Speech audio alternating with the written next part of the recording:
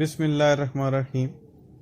Dear students, chapter number 2, lecture number 7. Today our topic is composite key, that is also called concatenate key. What is composite key? Boys, as you know that primary key is used to access a single record at a time. Okay?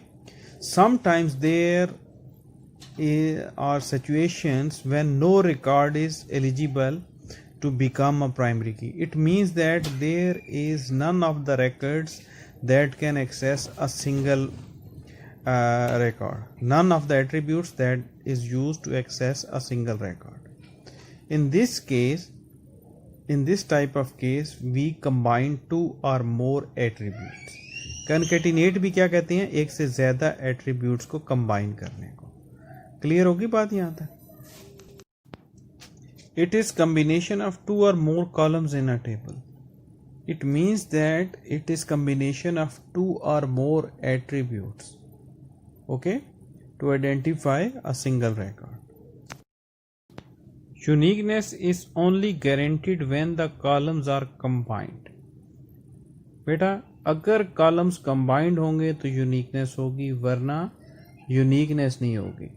यानी जो composite key है उसका कोई एक attribute अगर हम records को access करने के लिए यूज़ करेंगे तो ये हमें सिंगल रिकॉर्ड रिटर्न नहीं करेगा, ये हमें मल्टीपल रिकॉर्ड्स रिटर्न करेगा. ठीक है, सिंगल रिकॉर्ड सिर्फ और सिर्फ उस वक्त जो है रिटर्न होंगे जब बोथ एट्रीब्यूट्स आर कंबाइंड, यानी कंपोजिट की जो है वो कंप्लीट जो है वो काम करेगी. यहाँ तक बात समझ आ गई? बेटा इसको एक एग्जांपल से करते हैं. फ़र्ज़ कीजिए हमारे पास जो है वो 3 डिफरेंट फील्ड्स हैं. उसमें क्या है, हमारे पास सबसे पहले जो है वो रोल नंबर है, स्टूडेंट का रोल नंबर है. ठीक है, ये रोल नंबर जो है ये यूनिक होगा. लेकिन क्या है, हमारे पास 2 शिफ्ट्स हैं, एक मॉर्निंग की है, एक इवनिंग की है. मॉर्निंग के रोल नंबर भी 1 से स्टार्ट हो रहे हैं और इसी तरह जितना स्टूडेंट बढ़ते चले जाएंगे होते जाएंगे. इवनिंग के रोल नंबर्स भी 1 से स्टार्ट हो रहे हैं. ठीक हो गया बेटा? उसके बाद रोल नंबर के बाद नेम है. ठीक है, नेम के लिए मैं सिर्फ एन कर रहा हूँ. ठीक हो गया? और रोल नंबर हो गया, नेम हो गया, क्लास हो गई. क्लास जो मर्ज़ी हो, रोल नंबर यूनिक ही चलेगा. ठीक है, उसके बाद जो है शिफ्ट भी है. शिफ्ट के लिए मैं एस कर रहा हूँ. अब बेटा प्रॉब्लम, अगर एक शिफ्ट होती तो जो हमारा रोल नंबर है स्टूडेंट का वो यूनिक होता, उसको हम प्राइमरी की बना लेते, मसला ख़त्म हो जाता. लेकिन अभी क्या हो रहा है कि एक स्टूडेंट है, फॉर एग्ज़ाम्पल उसकी हम देखते हैं जी. एक स्टूडेंट है, उसका रोल नंबर 1 है, नेम उसका ए है. ठीक है, और जो है उसकी क्लास वो सेकेंड ईयर है और जो शिफ्ट है वो मॉर्निंग है. उसके लिए मैं एम लिख देता हूँ. ठीक हो गया? अब जो मॉर्निंग की एंट्रीज़ हैं वो मैं ब्लैक से कर रहा हूँ और इवनिंग की एंट्रीज़ जो हैं ब्लू से कर रहा हूँ. एक और स्टूडेंट है, वो इवनिंग में है, उसका भी 1 है रोल नंबर. नाम उसका हम फ़र्ज़ कर लेते हैं बी है. क्लास उसकी जो है वो फर्स्ट ईयर है, लेकिन शिफ्ट जो है उसकी इवनिंग है. ठीक हो गया बेटा? इवनिंग के लिए मैं ई कर रहा हूँ. अभी चलते हैं जी, हम जाते हैं अब थर्ड रिकॉर्ड की तरफ. मैंने आपको बताया था कि मॉर्निंग वाले में ब्लैक इंक से कर रहा हूँ. ठीक है, एक और स्टूडेंट था, उसका रोल नंबर था 2 और उसका नाम है सपोज सी और उसकी क्लास है फर्स्ट ईयर और सॉरी ये मैं इवनिंग के कर रहा हूँ क्योंकि ब्लू इंक से कर रहा हूँ. तो ये जी इवनिंग का आ गया. अब जो नेक्स्ट है वो हमारे पास उसका रोल नंबर भी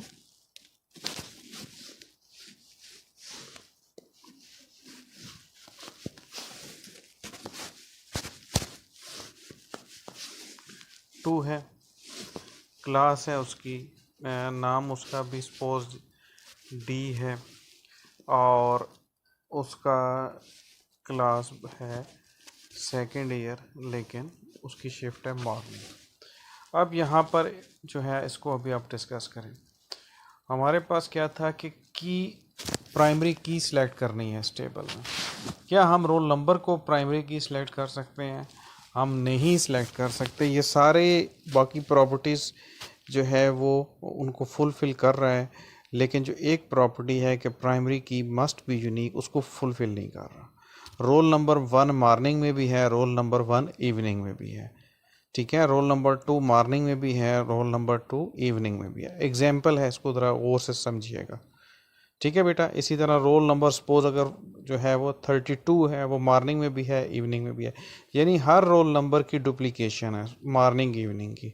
अगर दोनों शिफ्ट्स ना होती, डिज़ाइन के टाइम में ये देख लिया जाता कि यूनिक नंबर असाइन कर दिया जाता दोनों शिफ्ट्स को, तब ये इशू ना आता। लेकिन अभी हमें ये करंट सिनेरियो में ये इशू आ रहा है, रोल नंबर रिजेक्ट हो गया, ये प्राइमरी की नहीं बन सकता, क्यों? डुप्लीकेट वैल्यूज़ हैं। सेकंड एट्रीब्यूट है नेम। नेम में भी क्या है बेटा, एज, अब नेम भी यूनिक नहीं होते, बहुत सारे लोगों के सेम नेम हो सकते हैं। एक ही जगह पे मैं कहता हूँ जी कि ये फर्स्ट नेम है एक स्टूडेंट का, और ये इसी तरह से बहुत सारे लोगों के, अगर ये अली है तो ये बहुत सारे लोगों के रिपीट हो रहे होंगे, तो नेम तो कभी भी हम नहीं रख सकते। क्लास का तो सवाल ही नहीं पैदा होता, एक क्लास में 40-40 बच्चे हैं, उसको कैसे हम यूनिक की कर सकते हैं। फिर शिफ्ट है, शिफ्ट भी मॉर्निंग और इवनिंग, मॉर्निंग इवनिंग, इसमें दो ही वैल्यूज़ हैं, तो ये भी की नहीं बन सकती। अब यहाँ पर इशू ये आ रहा है कि कोई भी की जो है वो प्राइमरी की बनने के एलिजिबल नहीं है। यहाँ आपने एक पॉइंट समझना है कि जब भी प्राइमरी की कंपोजिट की उसी वक्त बनेगी when there is no key eligible to become a primary key. यहाँ तक बात समझ आ गई? कोई की भी एलिजिबल नहीं होगी तो फिर हम क्या करेंगे, दो कीज़ के कम्बिनेशन से, दो या दो के ज़्यादा कम्बिनेशन से हम जो है वो की बनाएंगे। जैसे आप देखते नहीं है जी, हुकूमत है जी, अगर एक ही पार्टी को वाज़ेह अक्सरियत पार्लियामेंट में हासिल हो जाए, फिर उसे इत्तेहाद करने की दूसरी पार्टी से ज़रूरत नहीं रहती, ठीक है। इसी तरह जो है जब हमारे पास एक की है, वो तमाम प्रॉपर्टीज़ फुलफ़िल कर रही है प्राइमरी की के, तो फिर तो कोई ज़रूरत ही नहीं थी। सपोज़ यहाँ पर एक तीसरा अगर एट्रीब्यूट होता, हमारे पास एक और एट्रीब्यूट होता जो CNIC था। अगर CNIC होता बेटा तो क्या होता, हम उसको प्राइमरी की बना लेते और हमें कोई ढूंढने की ज़रूरत ही नहीं थी और प्राइमरी की। लेकिन यहाँ पर क्या है कि एंटिटीज़ जो हैं वो रिपीट हो रही हैं, तो कोई भी प्राइमरी की नहीं बना, तो अब हमने प्राइमरी की तो बनानी है, क्योंकि हमने यूनिकली एक रिकॉर्ड को आइडेंटिफाई करना है। तो उसके लिए अब हम क्या करेंगे, हम प्राइमरी की बनाएंगे। अब गौर से देखिएगा कि हम कैसे जो है वो कंपोजिट की बनाएंगे। पहली बात ये तो समझ आ गई कि जब हमारे पास यूनिकली आइडेंटिफाई नहीं कर सकेंगे रिकॉर्ड को, तो तभी हमें कंपोजिट की बनानी है। क्लियर होगी बात? अब जी रोल नंबर है और शिफ्ट है। आप देखिए, अगर इन दो एट्रीब्यूट्स को हम कंबाइन कर लें, ये बेटा केस वेरी करता है, ठीक है, it varies from case to case. मैंने आपको इस एग्जांपल में ये केस एक बनाया है जिसको हम जो है एज अ एग्जांपल ले रहे हैं। तो अभी देखिए, रोल नंबर को और शिफ्ट को अगर हम कंबाइन कर देते हैं तो can we get a unique record? Yes. Roll number 1 एक ही दफ़ा मॉर्निंग में है और एक ही दफ़ा इवनिंग में है। अब अगर आप बताते हैं रोल नंबर 1 प्लस मॉर्निंग, तो एक ही स्टूडेंट आ जाएगा। रियल लाइफ में भी देखें ना, कोई आ जाता है आपसे पूछता है जी रोल नंबर 1 से मैंने मिलना है या रोल नंबर 1 का रिकॉर्ड अपडेट करना है, वो पूछेंगे कौन सा रोल नंबर 1, मॉर्निंग वाला या इवनिंग वाला, ठीक है। इसी तरह यहाँ पर भी इस रिकॉर्ड को यूनिकली आइडेंटिफाई करना है, तो रोल नंबर 1 जो है वो मॉर्निंग में है, ठीक है। इसी तरह रोल नंबर 2 इवनिंग में होगा, रोल नंबर 2 भी इवनिंग में भी होगा। क्लियर होगी बात? रोल नंबर 1 मॉर्निंग, ठीक है, roll number 1 evening, both are accessing a single record. Is it clear? यहाँ तक बेटा बात समझ आ गई। अब इन अ नेट शेल मैं इसको बहुत मुख्तसर बताता हूँ कि कंपोजिट की हमें उस वक्त ज़रूरत पड़ती है जब कोई भी की प्राइमरी की बनने के एलिजिबल नहीं होती। उसी के लिए हमने ये एग्जांपल देखी थी। ठीक है, अगर प्राइमरी की कोई एक एट्रीब्यूट भी प्रॉपर्टीज पूरी कर रहा है तो कभी भी हम कंपोजिट की नहीं बनाते। क्लियर होगी बात? कंपोजिट की मजबूरन बनाते हैं जब कोई एट्रीब्यूट भी प्राइमरी की प्रॉपर्टीज को फुलफिल नहीं कर रहा। ठीक है, प्राइमरी की तमाम प्रॉपर्टीज और कंपोजिट की तमाम प्रॉपर्टीज बोथ आर सेम। दूसरे लफ्ज़ों में हम कह सकते हैं कंपोजिट की भी जो है वो एक टाइप की प्राइमरी की है।